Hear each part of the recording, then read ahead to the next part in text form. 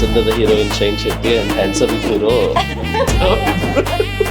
ಎದೆಯೊಳಗೆ ನೂರಿದೆ, ಹೊರಬರದೆ ಕುಳಿತಿದೆ, ಬರೀ 4 ಹೆಜ್ಜೆಯ ದಾರಿ ಮಾತ್ರವಾ ಈ ಪಯಣ. ನಾ ಯಾವ ಹುಡುಗಿನ ಮೀಟ್ ಮಾಡಕ್ ಹೋದ್ರೆ ನಿಮ್ಮನ್ನ ಕರ್ಕೊಂಡು ಹೋಗ್ಬೇಕಲ್ಲ ಇವಾಗ ಆಡಕ್ಕೆ. ನಿಮ್ಗೆ ನನ್ನ ಬಗ್ಗೆ ಏನೋ ಅನ್ಸಿದೆ ಅಂದ್ರೆ ಅದನ್ನ ಬದಲಾಯಿಸೋದಕ್ಕೆ ನನಗೆ ಇಷ್ಟ ಇಲ್ಲ. ನಾವೆಲ್ಲ ಶುರು ಮಾಡಿದ್ದು ಅಲ್ಲಿಂದಾನೆ ಮೇಡಮ್, ಓಲ್ಡ್ ಮಂಕಿಂದಾನೆ. ಹಾಗಾಗಿ ನಮಗೂ ತುಂಬಾ ರಿಲೇಟೇಬಲ್ ಇದೆ ಅದು. ನಮಸ್ಕಾರ, ನೀವು ನೋಡ್ತಾ ಇದ್ದೀರಾ ಆನಂದ್ ಆಡಿಯೋ ಸೆಲೆಬ್ರಿಟಿ ಪಾಡ್ಕಾಸ್ಟ್. ನಾನು ಪರಿಣಿಕಾ. ಜಸ್ಟ್ ಮ್ಯಾರಿಡ್ ಸಿನಿಮಾನ ಅದ್ಭುತವಾಗಿ ನಿಮ್ಮ ಮುಂದೆ ತರ್ತಾ ಇದ್ದಾರೆ. ಇದೇ ಆಗಸ್ಟ್ 22ನೇ ತಾರೀಕು ಸಿನಿಮಾ ರಿಲೀಸ್ ಆಗ್ತಾ ಇದೆ. ಸಿನಿಮಾದ ಬಗ್ಗೆ ಮಾತಾಡೋದಕ್ಕೆ ನಮ್ಮ ಜೊತೆ ಹ್ಯಾಂಡ್ಸಮ್ ಹೀರೋ, ಚಂದದ ಹೀರೋಯಿನ್ ಶೈನ್ ಶೆಟ್ಟಿ, ಅಂಕಿತಾ ಅಮರ್ ಇದ್ದಾರೆ. Welcome to the show. ಚಂದದ heroine Shine Shetty and handsome hero. Sir, ಮೊದಲನೇದಾಗಿ ಅಜನೀಶ್ ಸರ್ ಆಫೀಸಿಂದ ನಿಮಗೆ ಕಾಲ್ ಬಂದಾಗ, ಸರ್ ನಾನು ಪ್ರೊಡ್ಯೂಸ್ ಮಾಡ್ತಿದ್ದೀನಿ ಅಂತ ನಿಮಗೆ ಗೊತ್ತಾದಾಗ ಇದು ಮ್ಯೂಸಿಕಲ್ ಚಿತ್ರ ಅಂತ ನಿಮ್ಮ ತಲೆಯಲ್ಲಿ ಏನಾದರೂ ಶುರು ಆಯ್ತಾ ಥಾಟ್ಸ್ ಎಲ್ಲ? ಫಸ್ಟ್ ಮೊದಲನೇದಾಗಿ ಪರಿಣಿಕಾ ಮದುವೆ ಆಗಿದೆ ನಿಮ್ಗೆ? ಇನ್ನೂ ಇಲ್ಲ ಸರ್. ನಾನು ಯಾರಾದ್ರೂ ಇಂಟರ್ವ್ಯೂ ಮಾಡೋರ ಹತ್ರ ಫಸ್ಟ್ ಕೇಳೋ ಪ್ರಶ್ನೆನೇ ಮದುವೆ ಆಗಿದೆಯಾ ಅಂತ. ಯಾಕಂದ್ರೆ ದಿಸ್ ಇಸ್ ಜಸ್ಟ್ ಮ್ಯಾರಿಡ್ ಅಲ್ವಾ. ಮೊನ್ನೆ ಯಾರಾದ್ರೂ ಕೇಳ್ತಾ ಇರ್ಬೇಕಾದ್ರೆ ಅವ್ರಿಗೆ ಮದುವೆ ಆಗಿ 3 ತಿಂಗಳಾಗಿತ್ತಂತೆ. ಸೊ ಯಾರಿಗೆ ಜಸ್ಟ್ ಮ್ಯಾರಿಡ್ ಆಗಿರುತ್ತೆ ಅವ್ರಿಗೆ ನಮ್ ಕಡೆಯಿಂದ ಬಹುಮಾನ ಇರುತ್ತೆ. ಬಟ್ ನೀವು ಆ ಸೌಭಾಗ್ಯವನ್ನ ಕಳ್ಕೊಂಡ್ಬಿಟ್ರಿ. ಜಸ್ಟ್ ಮಿಸ್ ನನಗೆ. Okay, so coming back to ನಿಮ್ಮ ಪ್ರಶ್ನೆ. ಇಲ್ಲ ಅಂದ್ರೆ ನಾನು ತುಂಬಾ ಸಲ ಹೇಳಿದ್ದೀನಿ ಇದನ್ನ. ಅಜನೀಶ್ ಲೋಕನಾಥ್ ಅವರು ಸಿನಿಮಾ ಪ್ರೊಡ್ಯೂಸ್ ಮಾಡ್ತೀನಿ ಅಂತ ಹೇಳಿದಾಗ ಫಸ್ಟ್ ತಲೆಗೆ ಬರೋದೆ ಸಿನಿಮಾದಲ್ಲಿ ಹಾಡುಗಳು ಮಾತ್ರ. ಎಲ್ಲ ಹಾಡುಗಳು ಅಂದರೆ ನಾವು ಯೂಶ್ವಲಿ ಒಳ್ಳೊಳ್ಳೆ ಮ್ಯೂಸಿಕ್ ಡೈರೆಕ್ಟರ್ಗಳ ಜೊತೆಗೆ ಕೆಲಸ ಮಾಡ್ಬೇಕು, ನಮ್ಮ ಸಿನಿಮಾಗೆ ಅವರು ಇರಬೇಕು ಅನ್ನೋದು ನಮ್ಮ ಮನಸ್ಸಲ್ಲಿ ಆಸೆಗಳಿರ್ತವೆ. ಅಂಥದ್ರಲ್ಲಿ ಇವರೇ ಅದೇ ಮ್ಯೂಸಿಕ್ ಡೈರೆಕ್ಟರ್ ಪ್ರೊಡ್ಯೂಸರ್ ಕೂಡ ಆದಾಗ, so what kind of music can we expect, ಅದು ಎಕ್ಸ್ಪೆಕ್ಟೇಷನ್ನೇ ಜಾಸ್ತಿ ಇರುತ್ತೆ ಎಲ್ಲ ಸಿನಿಮಾಗಳಿಗಿಂತ. ಅದಿತ್ತು. ಬಟ್ ಆ್ಯಂಡ್ ಅದ್ರ ಜೊತೆಗೆ ಇಷ್ಟು ವರ್ಷ ಕನ್ನಡ ಚಿತ್ರರಂಗದಲ್ಲಿ ಇಷ್ಟು ಒಳ್ಳೊಳ್ಳೆ ಹಾಡುಗಳನ್ನು ಕೊಡುಗೆ ನೀಡಿರುವಂಥ ಅಜನೀಶ್ ಲೋಕನಾಥ್ ಅವರು ಪ್ರೊಡಕ್ಷನ್ ಅಂತ ಮೊದಲನೇ ಸಲ ಹೇಳಿದಾಗ ಎಷ್ಟು ಯೋಚನೆ ಮಾಡಿ ಜವಾಬ್ದಾರಿಯುತವಾಗಿ ಈ ನಿರ್ಧಾರ ತಗೊಂಡಿರ್ತಾರಂತಾನು ಇತ್ತು. So those were the 2 high expectation on Ajaneesh Loknath sir. ಖಂಡಿತ. ಅಂಕಿತಾ ಅವರೇ, ನೀವು ಸಿಂಗರ್ ಕೂಡ. ಸೊ ಮೊದಲನೇದಾಗಿ ಸಾಂಗ್ ಬಗ್ಗೆ ನಾನು ಮಾತಾಡ್ತಾ ಹೋಗ್ತೀನಿ. ಗೌರಿ ಹಬ್ಬಕ್ಕೇನೆ ಸಿನಿಮಾ ಬರ್ತಾ ಇದೆ ಆಸುಪಾಸಲ್ಲಿ. ಗಣೇಶ ಸಾಂಗ್ ರಿಲೀಸ್ ಆಗಿದೆ. ಈ ಸಾಂಗ್ನ ಅಜನೀಶ್ ಸರ್, ವರುಣ್ ಸರ್ ಹಾಗೆ ಶಶಾಂಕ್ ಸರ್ ಅವರ ಸಾಹಿತ್ಯ ಇದೆ. ಹೇಗನ್ನಿಸ್ತು ಸಾಂಗ್? ಅಂದರೆ ಇದು ಗಣೇಶ ಸಾಂಗ್ ಏನಿದೆ, ಇದು ಇಲ್ಲ ಅಂದರೆ 1 ವರ್ಷದ ಹಿಂದೆ ರಿಲೀಸ್ ಆದಂತಹ ಸಾಂಗ್. ಆಮೇಲೆ ಇದು ನಮ್ಮ ಸಿನಿಮಾದ ಮೊದಲ ಝಲಕ್ ಆಗಿತ್ತು. ಅಲ್ಲಿವರೆಗೂ ಬರೀ ಆಡಿಯನ್ಸ್ಗೆ ಅಷ್ಟೇ ಅಲ್ಲ, ಈ ಪ್ರಾಜೆಕ್ಟಲ್ಲಿ ನಾನು ಕೂಡ ಭಾಗಿಯಾಗಿದ್ದೀನಿ. ಯಾವ ರೀತಿ ಮೂಡ್ ಬರುತ್ತೆ ಅನ್ನೋದು ಒಂದು ಕುತೂಹಲ ಇತ್ತು. ನನ್ನ ಕುತೂಹಲಕ್ಕೆ ಮೊದಲ ಉತ್ತರ ಈ ಗಣೇಶ, ಓಂ ಗಣೇಶಾಯ ನಮಃ song.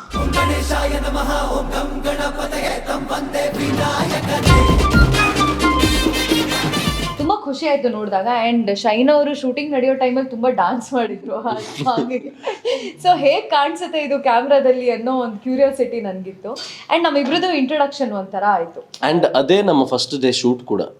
Cinema first day shoot ಕೂಡ ಅದೇ. ಹೌದು. ಆ್ಯಂಡ್ ಆ ಒಂದು ಸಾಂಗ್ ಬಗ್ಗೆ ಮಾತಾಡೋದಾದರೆ, ಸಿಕ್ಕಾಪಟ್ಟೆ ಸಾಂಗ್ ಕ್ಲಾಸಿ ಆಗಿರಬೇಕು, at the same time local ಬೀಟ್ಸ್ನ ಆ್ಯಡ್ ಮಾಡಬೇಕು ಅನ್ನೋ ಒಂದು ಕಾನ್ಸೆಪ್ಟಲ್ಲಿ ಐ ಥಿಂಕ್ ಅಜನೀಶ್ ಸರ್ ಕೆಲಸ ಮಾಡಿದ್ದಾರೆ. Of course it was his movie.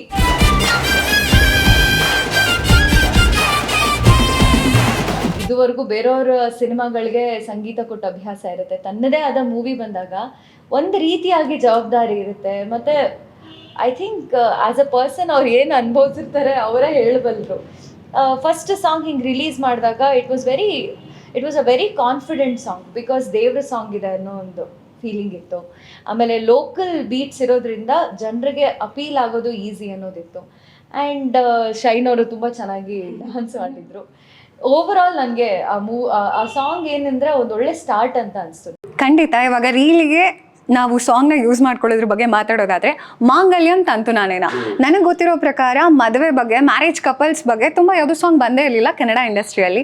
So ಇವಾಗ ಮಾಂಗಲ್ಯಂ ತಂತು ನಾನೇನ ಸಾಂಗ್ ಬಂದಿದೆ. ಸಂಚಿತ್ ಹೆಗ್ಡೆ ಅವರು ತುಂಬ ಸಖತ್ತಾಗಿ ಹಾಡಿದ್ದಾರೆ. ನಾಗೇಂದ್ರ ಪ್ರಸಾದ್ ಅವ್ರ ಸಾಹಿತ್ಯ ಇದೆ. ಈ ಸಾಂಗ್ ನಿಮ್ಮ ಫೇವ್ರೇಟಾ? ನಮ್ಮಿಬ್ರಿಗೂ ಫೇವ್ರೇಟ್. ಅಂದ್ರೆ ಅದೇ ನಾನು ಯಾವಾಗ್ಲೂ ಹೇಳ್ತಿದ್ದೆ, ಪ್ರತಿ ಸಲ ನೆಕ್ಸ್ಟ್ ಸಾಂಗ್ ಬಂದಾಗ ಆ ಫೇವ್ರೇಟ್ ಹೋಗಿ ಇದು ಫೇವ್ರೇಟ್ ಆಗ್ಬಿಡುತ್ತಲ್ಲ ಅಂತ.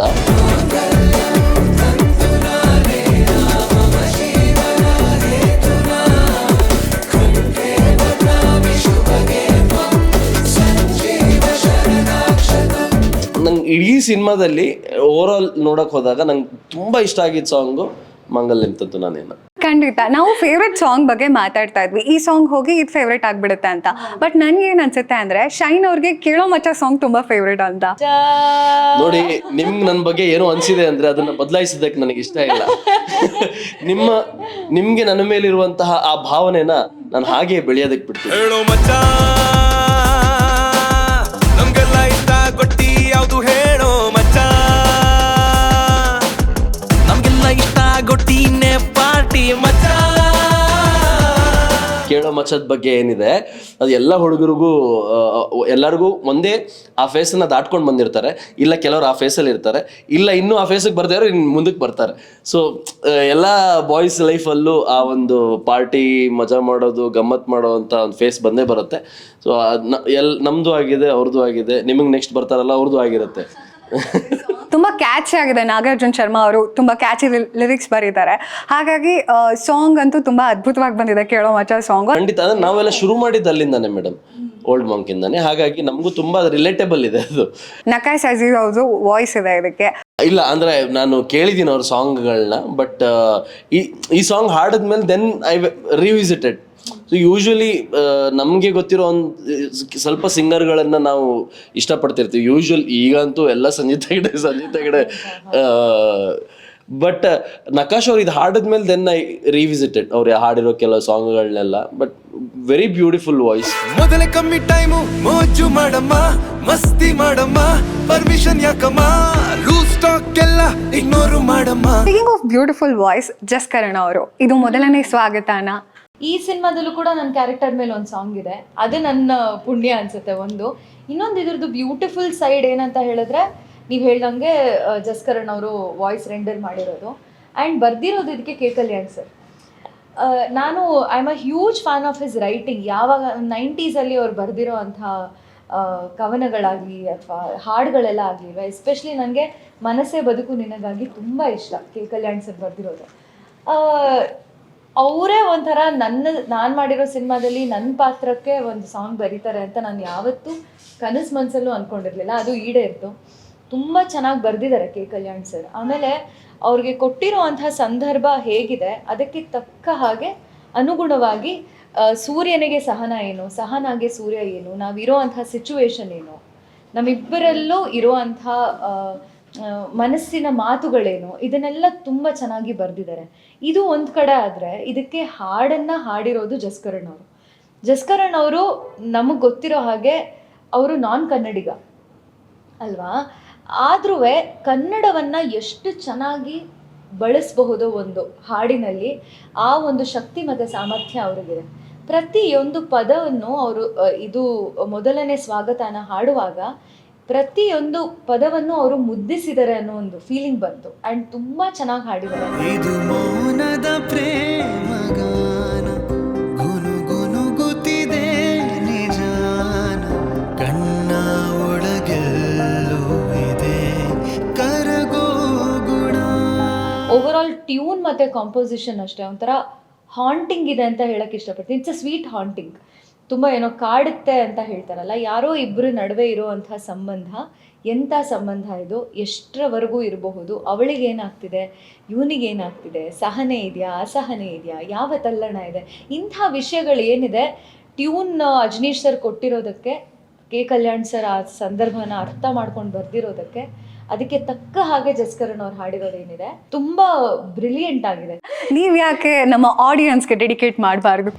ಇದು ಮೊದಲನೇ ಸ್ವಾಗತಾನ, ಸಹಕರಿಸಿದಳ ಸಹಾನ, ನಿನ್ನ ಬದಲಾಗೋ ನಗೆ ಸನಿಹಾನ ವಿರಹಾನ, ಇದು ಮೌನದ ಪ್ರೇಮಯಾನ, ಗುನುಗುನುಗುತ್ತಿದೆ ನಿಜಾನ, ಕಣ್ಣ ಒಳಗೆಲ್ಲೋ ಇದೆ ಕರಗೋ ಗುಣ. ಎದೆಯೊಳಗೆ ನೂರಿದೆ ಹೊರಬರದೆ ಕುಳಿತಿದೆ ಬರೀ 4 ಹೆಜ್ಜೆಯ ದಾರಿ ಮಾತ್ರವಾ ಈ ಪಯಣ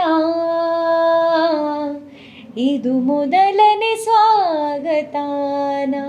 ಸಹಕರಿಸಿದಳ ಸಹನ ನಿನ್ನ ಬದಲಾಗೋನಗೆ ಸನಿಹಾನ ವಿರಹಾನ. ಅದ್ಭುತವಾಗಿ ಹಾಡಿದ್ರಿ. ಸೊ ಎಲ್ಲರೂ ಹುಡುಗರು ಹುಡುಗಿಯರಿಗೋಸ್ಕರ ಈ ಹಾಡನ್ನ ಡೆಡಿಕೇಟ್ ಮಾಡ್ಬೇಕಲ್ವಾ? ಹಾ ಇವಾಗ ನನ್ಗೆ ನಾ ಯಾವ ಹುಡುಗಿನ ಮೀಟ್ ಮಾಡಕ್ ಹೋದ್ರೆ ನಿಮ್ಮನ್ನ ಕರ್ಕೊಂಡು ಹೋಗ್ಬೇಕಲ್ಲ ಇವಾಗ ಹಾಡಕ್ಕೆ. ಶೈನ್ ಅವರೇ ತುಂಬಾ ಚೆನ್ನಾಗಿ ಹಾಡಿದ್ರು. ಅಂಕಿತಾ ಅವರು ಇನ್ನೊಂದು ಸಾಂಗು, ನಾವು ನೆಕ್ಸ್ಟ್ ಸಾಂಗ್ ಬಗ್ಗೆ ಮಾತಾಡೋದಾದ್ರೆ ನಮ್ಮ ವಿಜಯ್ ಪ್ರಕಾಶ್ ಸರ್ ಹಾಡಿರೋದು ಅಭಿಮಾನಿ ಆಗಿ ಹೋದೆ ನಿಂಗೆ ನಾನು. ಫಸ್ಟ್ ಬಂದಿದ್ದ ಸಾಂಗ್ ಅಂದ್ರೆ ಗಣೇಶ ಆದ್ಮೇಲೆ ಬಂದಂತ ಫಸ್ಟ್ ಸಾಂಗ್ ಅದು ಆ್ಯಕ್ಚುಲಿ. But very beautiful. ಅಂದರೆ ಕೆಲವು ಸಾಂಗ್ಗಳು ಏನಾಗುತ್ತೆ ನಿಮಗೆ ಫಸ್ಟ್ ಕೇಳಿದ ತಕ್ಷಣ ಇಷ್ಟ ಆಗಲ್ಲ, ಕೇಳ್ತಾ ಕೇಳ್ತಾ ಕೇಳ್ತಾ ಇಷ್ಟ ಆಗ್ತಾ ಹೋಗುತ್ತೆ. ಸೊ ಫಸ್ಟ್ ಕೇಳಿದಾಗ ಏನು ಅಷ್ಟು ಮಜಾ ಬರ್ತಿರ್ವಲ್ಲ ಅಂತ ಅನ್ಸಿದ ಸಾಂಗ್ ಇದು. ಬಟ್ ಹೋಗ್ತಾ ಹೋಗ್ತಾ ಇಷ್ಟ ಆದಂಥ ಸಾಂಗ್. ಏನೋ ಹೊಸದೇನೋ ಕಲಿಸೋಕೆ ಎದುರಾದಂತ ಕನ್ನಡ ಶಾಲೆ ನೀನು. ವಿಜಯ್ ಪ್ರಕಾಶ್ ಸರ್ ಯಾವ್ದಾರ ಒಂದು ಹಾಡನ್ನ ಹಾಡ್ತಾರಂತ ಹೇಳಿದ್ರೆ ಅದು ಡೆಫಿನೆಟ್ಲಿ ಒಂದು ಏನೋ ಒಂದು ವೈಬ್ರೇಷನ್ ಮೂಡಿಸುತ್ತೆ. ಆ್ಯಂಡ್ ದ್ಯಾಟ್ ವೈಬ್ರೇಷನ್ ಈ ಸಾಂಗಲ್ಲಿ ಖಂಡಿತ ಅವ್ರು ಮೂಡಿಸಿದ್ದಾರೆ ವಿತ್ ಹಿಸ್ ಮ್ಯಾಜಿಕ್. ಇನ್ನು ಕಡೆಯದಾಗಿ ತಪ್ಪು ಮಾಡೋದು ಸಹಜ. ಎಲ್ಲ ರೀಲ್ಸ್ ಅಲ್ಲಿ ತುಂಬಾನೇ ವೈರಲ್ ಆಗಿ ಹೋಗ್ತಾ ಇದೆ. ಅನನ್ಯ ಭಟ್ ಅವರು, ಧನಂಜಯ್ ಅವ್ರ ಸಾಹಿತ್ಯ ಇದೆ. ಈ ಸಾಂಗ್ ಬಗ್ಗೆ ಹೇಳೋದಾದ್ರೆ, ಈಗ ಅನನ್ಯ ಭಟ್ ಅಂತ ಹೇಳಿದ ತಕ್ಷಣ ನಮಗೆ ಕೇಳಿಸೋದು ಕನ್ನಡ ಫೋಕ್ ಕಿವಿಯಲ್ಲಿ. ಜನಪದದ ಛಾಪು ಮೂಡಿಸೋದಕ್ಕೆ ಅನನ್ಯ ಭಟ್ ಅವರ ವಾಯ್ಸ್ ತುಂಬಾ ಅನುಕೂಲ ಮಾಡಿಕೊಡುತ್ತೆ. ಹಾಗಾಗಿ ಇದು ತಪ್ಪು ಮಾಡೋದು ಸಹಜ ಏನಿತ್ತು, ಒಂದು ಸ್ವಲ್ಪ ಫೋಕ್ ಮೇಲೆ ಅಥವಾ ಫೋಕ್ ಶೈಲಿಯಲ್ಲಿ ಕೆಲಸ ಮಾಡಬೇಕು ಅನ್ನೋದು ಅಜ್ನೀಶ್ ಸರ್ ಆಗಲಿ ಅಥವಾ ಬಾಬಿ ಮ್ಯಾಮ್ ಅವರ ಪ್ಲ್ಯಾನ್ ಇತ್ತು. ಹಾಗಾಗಿ ಅವರು ಅನನ್ಯ ಭಟ್ ಅವ್ರನ್ನ ಹಾಕೊಂಡಿದ್ದಾರೆ ಅನ್ಸುತ್ತೆ.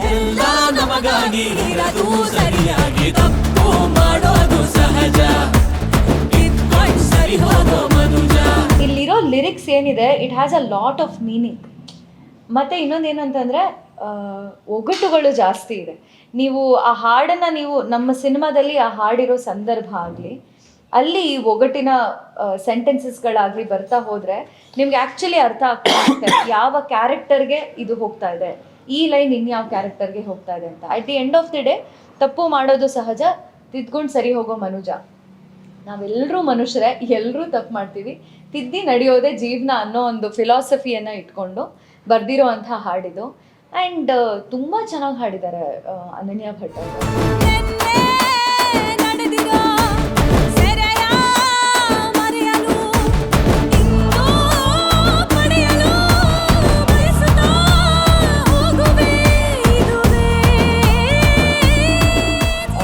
No doubt. And Ajaneesh sir composition ಅಂತ ಮಾತಾಡಿದಾಗ these are the elements where he stands out ಅಂತ ನನಗನ್ಸೋದು. ನಾನು ಅವ್ರಿಗೆ ಅಭಿಮಾನಿ ಆಗಿದ್ದು ಯಾವ ಹಾಡಿಗೆ ಅಂತಂದರೆ ಇದಕ್ಕೆ ಭೂಮಿ ಎಲ್ಲ ಮುಳ್ಳು ಆಕಾಶನೇ ಸುಡುವಂತೆ ಅವರು ಯೂಸ್ ಮಾಡಿರೋ ಬೀಟ್ಸ್ ಆಗಲಿ ಅಥವಾ ಇನ್ಸ್ಟ್ರೂಮೆಂಟ್ಸ್ಗಳಾಗಲಿ ಅಥವಾ ಒಂದು ಕಾನ್ಸೆಪ್ಟನ್ನ ಅಪ್ರೋಚ್ ಮಾಡೋ ರೀತಿ ಆಗಲಿ ಅಲ್ಲಿಂದ ನಾನು ಫ್ಯಾನ್ ಆಗಿ ಹೋಗಿದ್ದು. ಸೊ ನನಗನ್ಸುತ್ತೆ ಇದು ತಪ್ಪು ಮಾಡೋದು ಸಹಜ ಏನಿದೆ ಅವ್ರ ಸ್ಟ್ರಾಂಗ್ ಫಾರ್ಟೆ ಅದು. ಅಲ್ಲಿ ಅವರು ತುಂಬ ಚೆನ್ನಾಗಿ ಪ್ಲೇ ಮಾಡಿದ್ದಾರೆ. ಹಾಡಿರೋ ಸಿಂಗರಿಂದ ಹಿಡಿದು, ಕಂಪೋಸ್ ಮಾಡಿರೋ ರೀತಿಯಿಂದ ಹಿಡಿದು, ಯೂಸ್ ಮಾಡಿರೋ ಇನ್ಸ್ಟ್ರೂಮೆಂಟ್ಸಿಂದ ಹಿಡಿದು, ಅದಷ್ಟೇ ಅಲ್ಲದೆ ಮೇಕಿಂಗ್ ಕೂಡ ಹಾಗೆ ಇದೆ. ನೀವು ನೋಡ್ಬೋದು ಎಷ್ಟು ಗ್ರ್ಯಾಂಡಾಗಿದೆ ಅಂತಂದರೆ ಎಲ್ಲ ಕಲಾವಿದರು ಇದ್ದೀವಿ. ಯಕ್ಷಗಾನ ಕಲಾವಿದರಿಂದ ಹಿಡಿದು ಭರತನಾಟ್ಯ ಕಲಾವಿದರಿದ್ದಾರೆ. ಆ್ಯಂಡ್ ನಾವೆಲ್ಲರೂ ಡ್ಯಾನ್ಸ್ ಮಾಡ್ತಾ ಇದ್ದೀವಿ. It's a hole celebration song. At the same time ತುಂಬ ಒಗಟು, ನಿಯಮಗಳು, ಅರ್ಥ ಇರೋವಂಥ ಸಾಂಗ್. ಆ್ಯಂಡ್ ಓವರಾಲ್ ಅದನ್ನು ನಾವು ಒಂದು ಫೈನಲ್ ಶೋ ಡೌನ್ ಅಂತ ಹೇಳ್ತಾರಲ್ಲ, ಶೋ ಸ್ಟಾಪರ್ ಥರ ಒಂದು ಸಾಂಗ್ನ ನಾವು ರಿಲೀಸ್ ಮಾಡಿದ್ವಿ ನಮ್ಮ ಆಲ್ಬಮಲ್ಲಿ.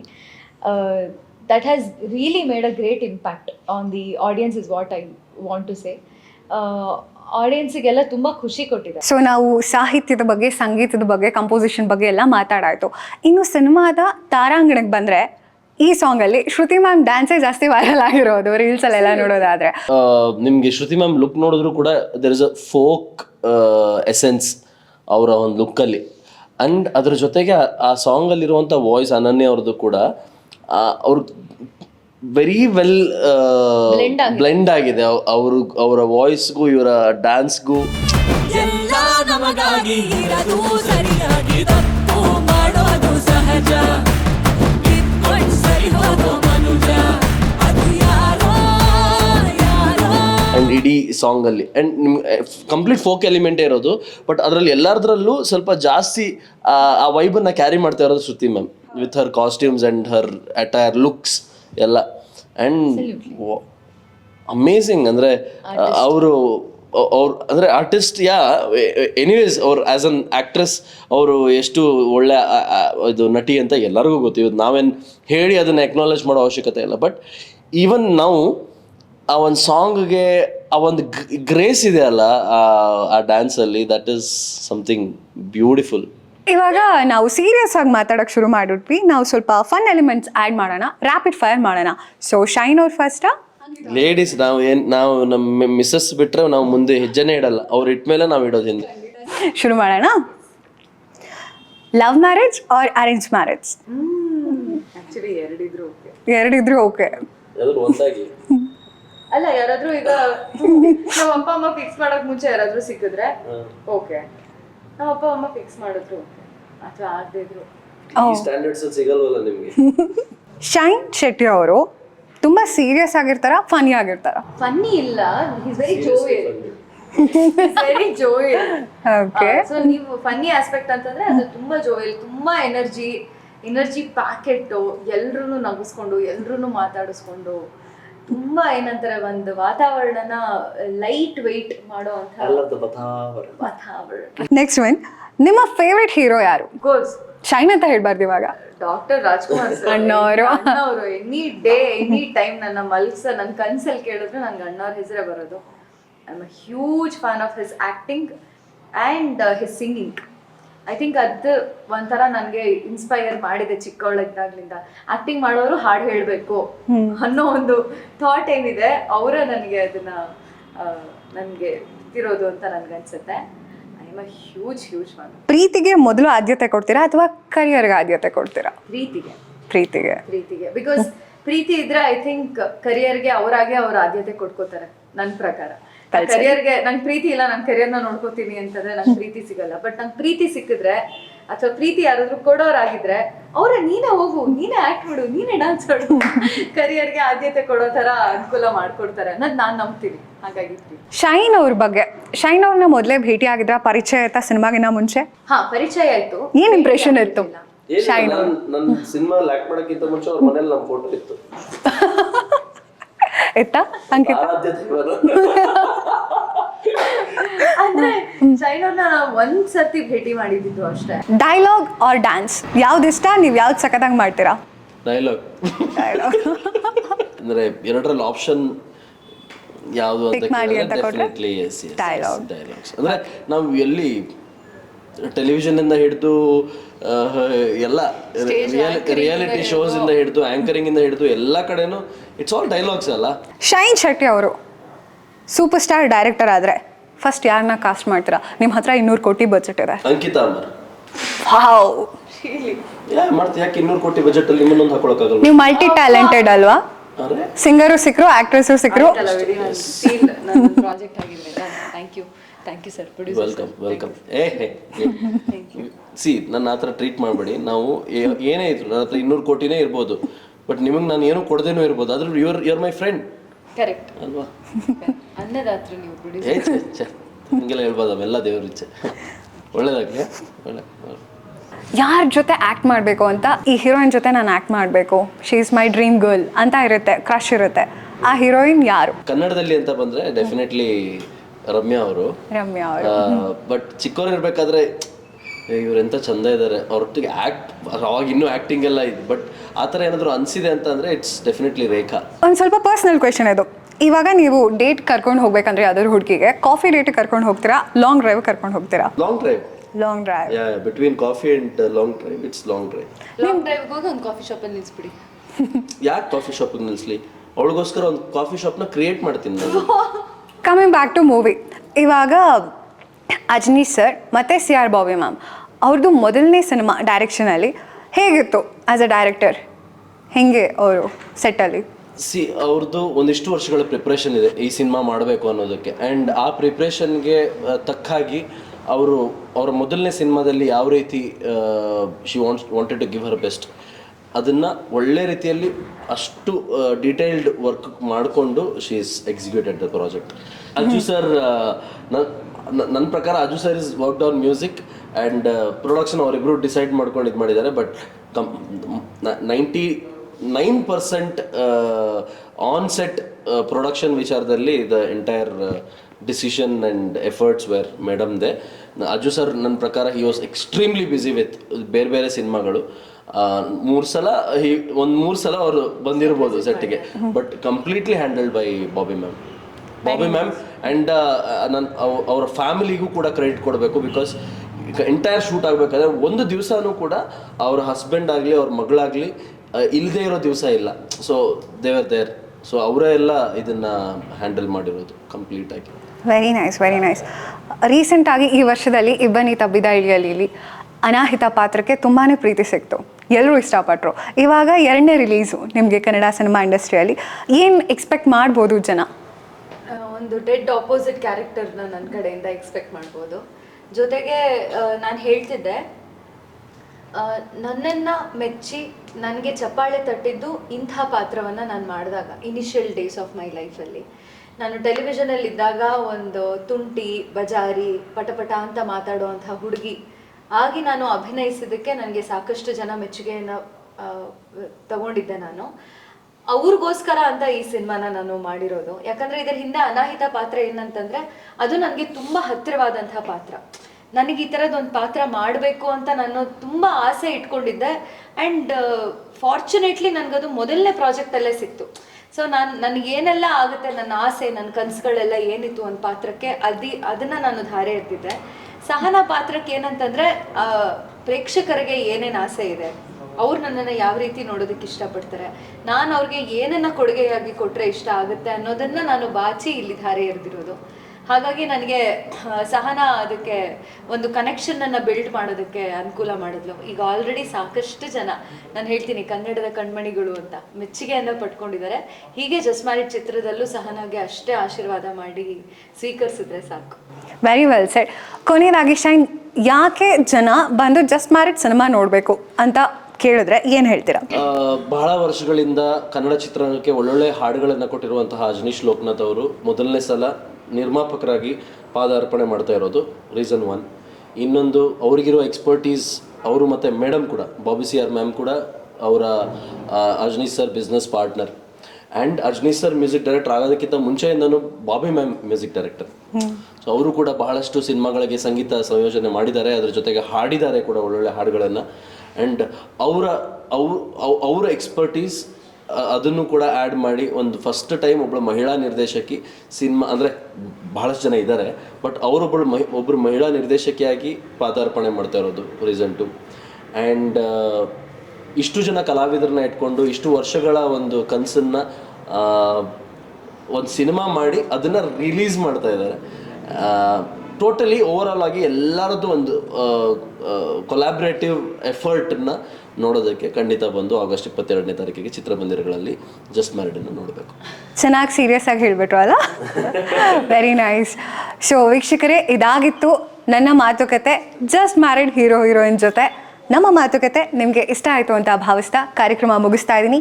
ಆಗಸ್ಟ್ 22ನೇ ತಾರೀಕು ಸಿನಿಮಾ ರಿಲೀಸ್ ಆಗ್ತಾ ಇದೆ ಜಸ್ಟ್ ಮ್ಯಾರಿಡ್.